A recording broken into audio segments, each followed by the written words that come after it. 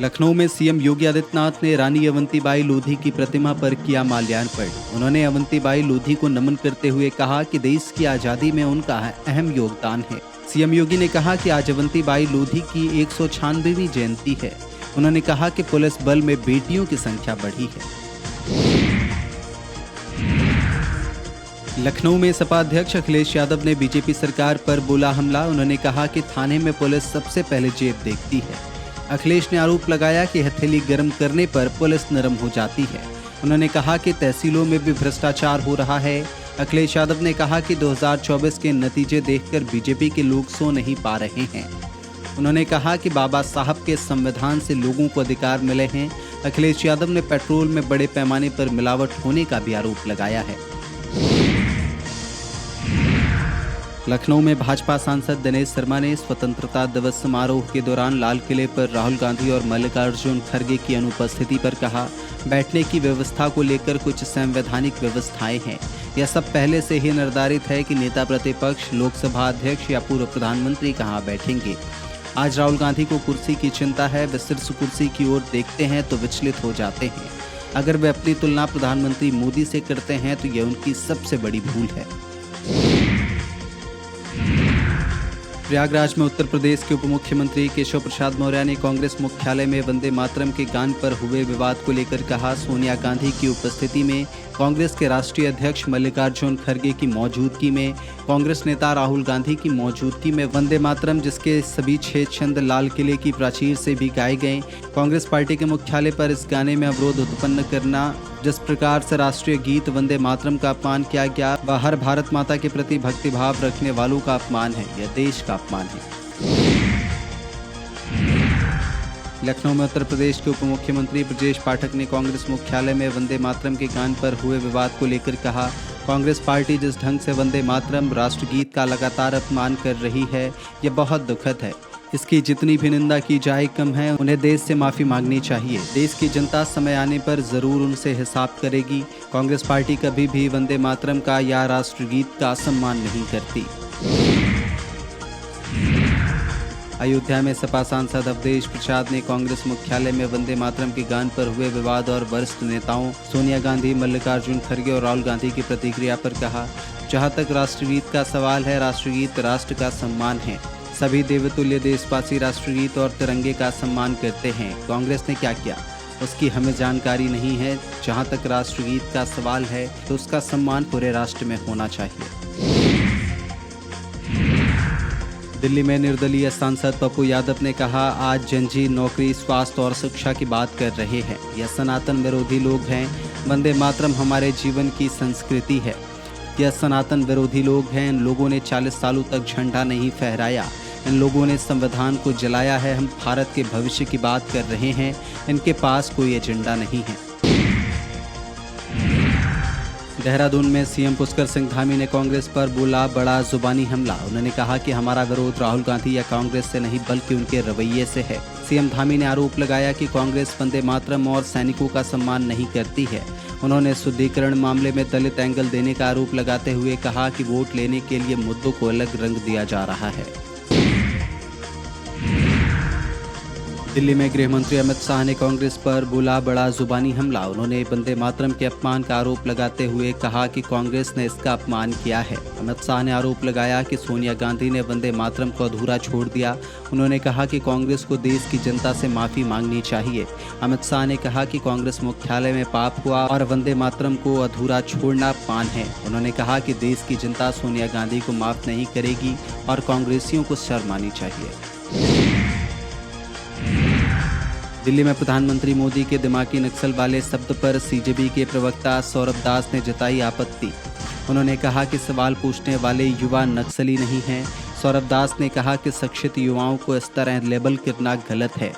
बता दें कि पीएम मोदी ने कल दिमागी नक्सल शब्द का इस्तेमाल करते हुए कहा था कि ऐसे लोगों को पहचान कर अलग करना होगा।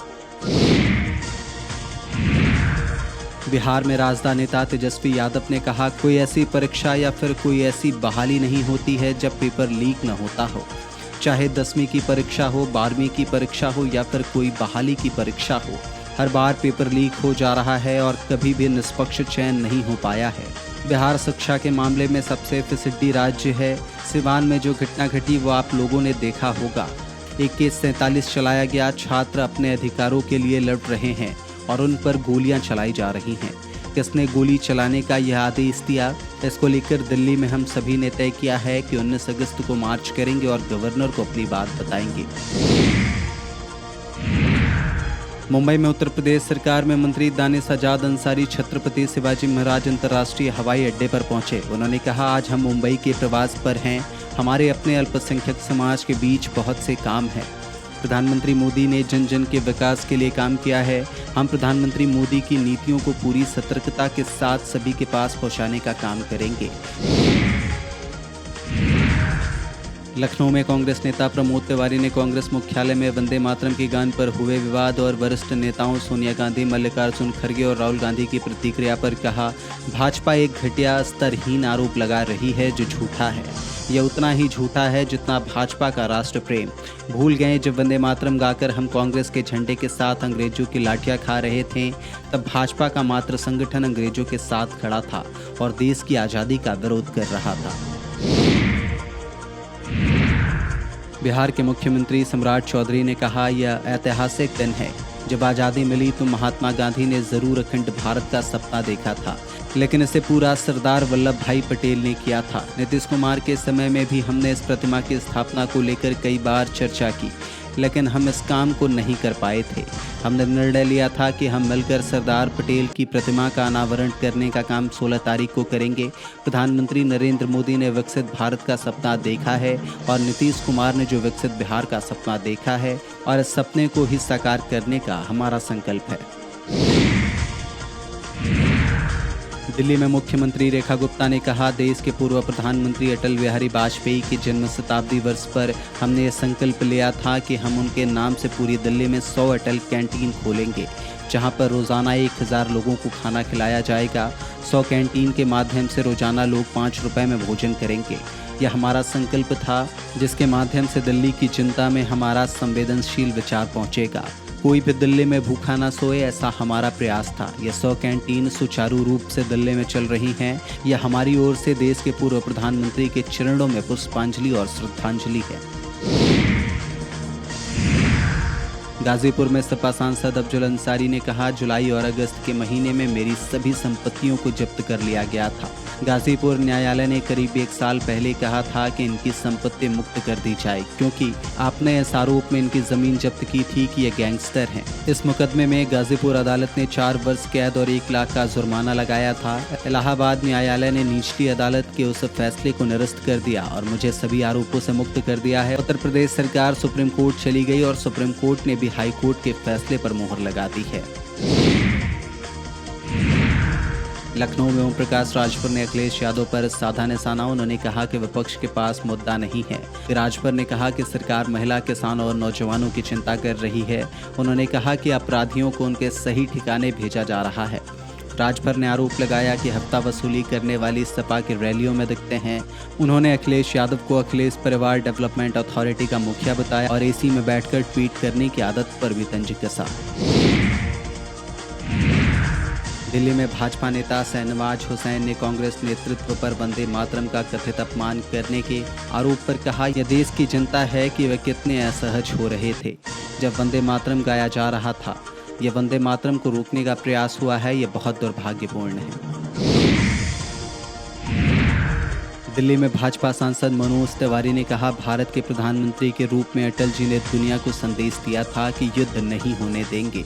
वे हमेशा कहते थे कि मेरे प्रभु, मुझे इतनी ऊंचाई कभी मत देना कि मैं गैरों को गले न लगा सकूं। आज राष्ट्रपति और प्रधानमंत्री यहां उपस्थित हुए और यह प्रण लेकर गए कि हमें अटल जी द्वारा दिखाए मार्ग पर चलना है।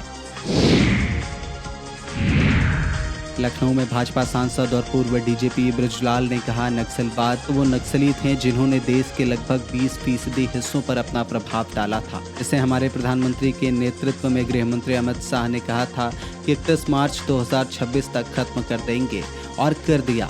मगर उससे भी खतरनाक दिमागी नक्सली हैं, जिसे हम लोग शहरी नक्सली भी कहते हैं। यह नक्सलियों की तरह जंगल में नहीं रहते हैं, हथियार नहीं रखते हैं। लेकिन इनका दिमाग चलता है जो राइफल की गोली से भी खतरनाक है। ये अलग अलग रूप में मलते हैं।